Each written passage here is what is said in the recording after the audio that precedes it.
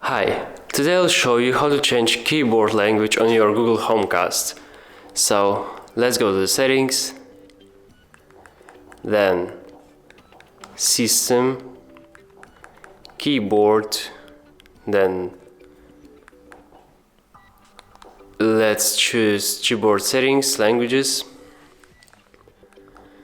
Let's turn off use system languages and let's add maybe Chinese and maybe Hindi. So now when you will looking for something, you can let's press search. Now you can change your language just by pressing this button.